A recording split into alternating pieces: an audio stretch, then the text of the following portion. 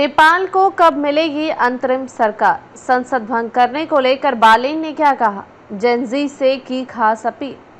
नेपाल में सरकार के भ्रष्टाचार और सोशल मीडिया पर प्रतिबंध के विरोध प्रदर्शन के बीच फैली हिंसा, तोड़फोड़ और आगजनी रोकने के लिए सेना सड़कों पर है। प्रदर्शनों पर राष्ट्रव्यापी प्रतिबंध के आदेश के साथ कर्फ्यू लगा दिया है।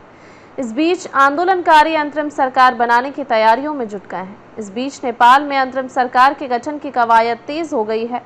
प्रदर्शनकारियों ने अंतरिम सरकार के नेतृत्व के लिए पूर्व मुख्य न्यायाधीश सुशीला कार्की के नाम का प्रस्ताव किया है। काठमांडू के मेयर बालेन्द्र शाह बालेन ने भी इसका समर्थन किया है। हालांकि उन्होंने ये भी कहा कि पहले बिना देर किए संसद भंग करनी चाहिए और फिर अंतरिम सरकार का गठन किया जाना चाहिए। कई एनजीओ ने भी ऐसे ही विचार व्यक्त किए हैं। नेपाल में जेनजी समूह के नेतृत्व में 2 दिन चले सरकार विरोधी हिंसक आंदोलन में 30 लोगों की मौत हो गई, जबकि 600 से ज्यादा लोग घायल हो गए। पुलिस और अधिकारियों ने बुधवार को यह जानकारी दी।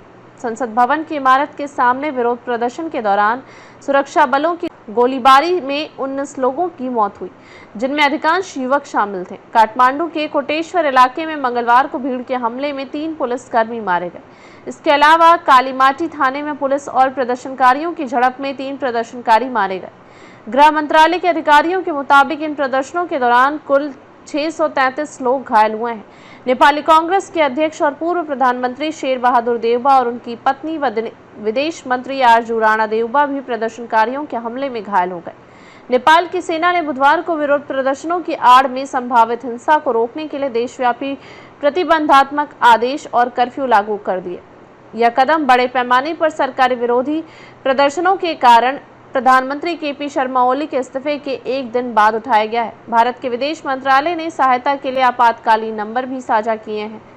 काठमांडू स्थित भारतीय दूतावास से 977-980-860-2881 व्हाट्सएप कॉल भी और 977-981-032-6134 व्हाट्सएप कॉल भी पर संपर्क किया जा सकता है।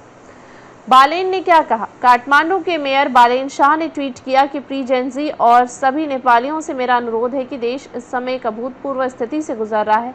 आप अब एक सुनहरे भविष्य की ओर कदम बढ़ा रहे हैं। कृपया इस समय घबराएं नहीं, धैर्य रखें।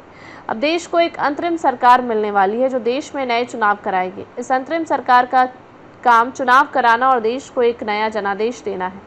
उन्होंने लिखा, मैं पूर्व मुख्य न्यायाधीश सुशीला कार्की को इस अंतरिम या चुनावी सरकार का नेतृत्व सौंपने के आपके प्रस्ताव का पूर्ण समर्थन करता हूं। मैं आपकी समझ, बुद्धिमत्ता और एकता का तहे दिल से सम्मान करता हूं।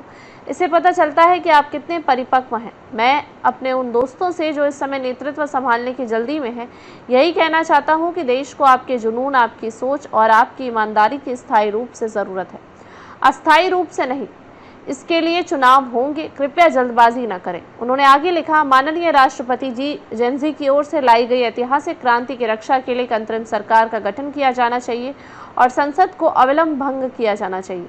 नेपाल में युवाओं के प्रदर्शन के समर्थन में एक बड़ी आवाज नेपाली सुप्रीम कोर्ट की पूर्व चीफ जस्टिस सुशीला कार्की की रही। उन्होंने युवाओं के प्रदर्शन का न सिर्फ समर्थन किया बल्कि सरकार की तरफ से प्रदर्शनकारियों पर बल प्रयोग के आदेश के बाद खुद सड़कों पर उतरकर आंदोलन में हिस्सा लिया। इस दौरान उन्होंने सरकार की कार्रवाई को हत्या करार दिया।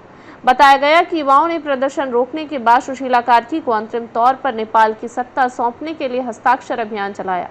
दरअसल कार्की ने कहा था कि अगर 1000 युवा उनके पक्ष में हस्ताक्षर करेंगे तो ही वे सरकार की जिम्मेदारी संभालेंगे। रिपोर्ट्स के मुताबिक उनके पक्ष में 2500 से ज्यादा वोट पड़े। भारत के बनारस हिंदू विश्वविद्यालय से की पढ़ाई कार्की का जन्म 7 जून 1952 को विराटनगर में हुआ था। उन्होंने बनारस हिंदू विश्वविद्यालय से राजनीति शास्त्र में पोस्ट ग्रेजुएशन किया। इसके अलावा उन्होंने कानून की पढ़ाई नेपाल की त्रिभुवन यूनिवर्सिटी से की। इसके बाद वकालत और कानूनी सुधारों के क्षेत्र में अपने करियर की शुरुआत की। सुप्रीम कोर्ट में अपने कार्यकाल के दौरान उन्होंने कई ऐतिहासिक मामलों की सुनवाई की, जिनमें चुनावी विवाद भी शामिल थे।